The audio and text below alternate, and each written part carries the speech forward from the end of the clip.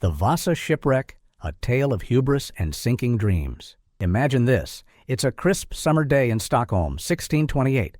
The harbor buzzes with excitement as crowds gather to witness the maiden voyage of Sweden's most magnificent warship, the Vasa.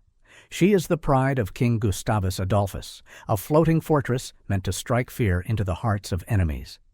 But as cheers fill the air and the ship glides into the open water, something unthinkable happens. She tilts, she stumbles, and she sinks, all within sight of her adoring audience. The story of the Vasa is not just about a ship. It's a tale of ambition, pride, and how ignoring the rules of physics led to one of history's most spectacular failures. The ambitious beginning. In the early 1600s, King Gustavus Adolphus of Sweden had a vision.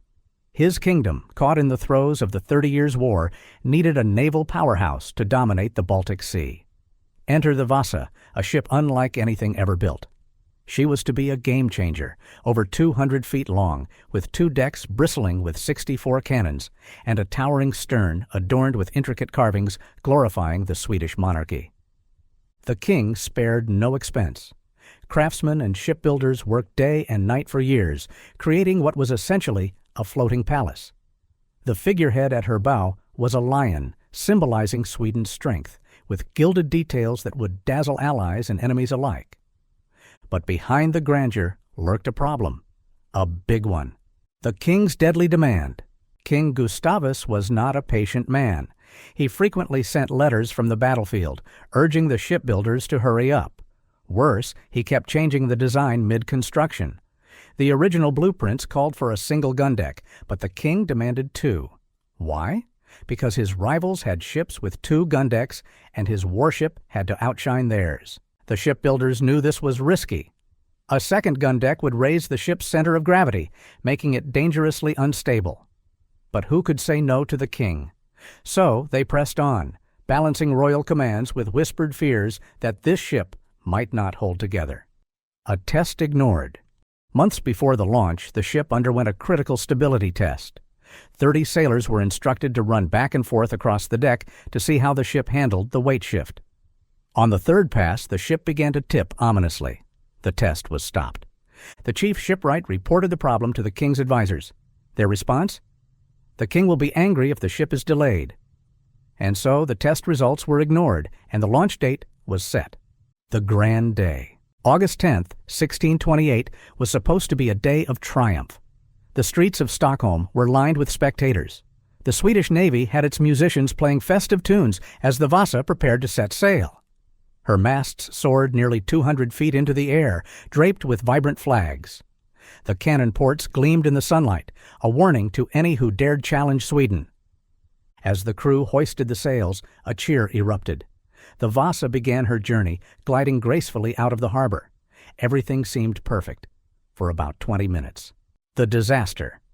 As the Vasa moved into open water, a gust of wind hit her sails. The ship tilted to one side, causing the open cannon ports on the lower deck to dip dangerously close to the water. The crew scrambled to adjust, and the ship righted itself. But moments later, another gust hit, this time stronger. Water began pouring into the open cannon ports. Panic erupted on deck as sailors shouted orders and passengers clung to whatever they could grab. The Vasa listed further, her gilded lion figurehead plunging into the sea. Within minutes, the ship sank to the bottom of the harbor, taking with her most of the crew and passengers aboard. The crowd on shore watched in stunned silence. Sweden's pride and joy, the symbol of its naval might, was gone. The aftermath. The Vasa's sinking was an embarrassment of epic proportions. A royal commission was formed to investigate what went wrong. Witnesses testified, documents were reviewed, and the king's advisors danced around the obvious.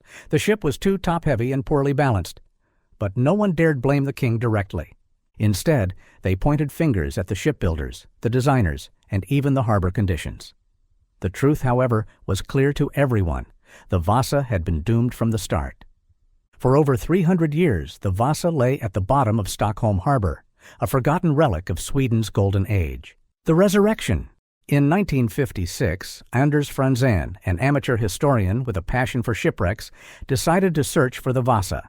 He had heard tales of the ship's sinking and was convinced it could still be found. Using sonar equipment, he located the wreck remarkably well preserved in the brackish waters of the Baltic Sea. What followed was a Herculean effort to bring the Vasa back to the surface.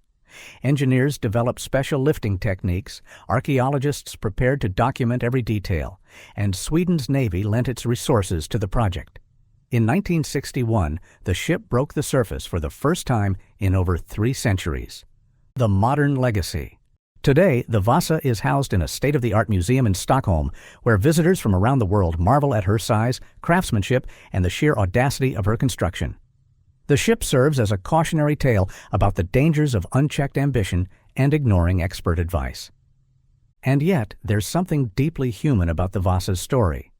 It's a reminder that even the grandest dreams can falter when pride takes the helm. But those same failures can teach us lessons that echo across the ages. The Vasa was meant to be a symbol of power, but she became a symbol of humility. And maybe in the end, that's a legacy worth sailing for.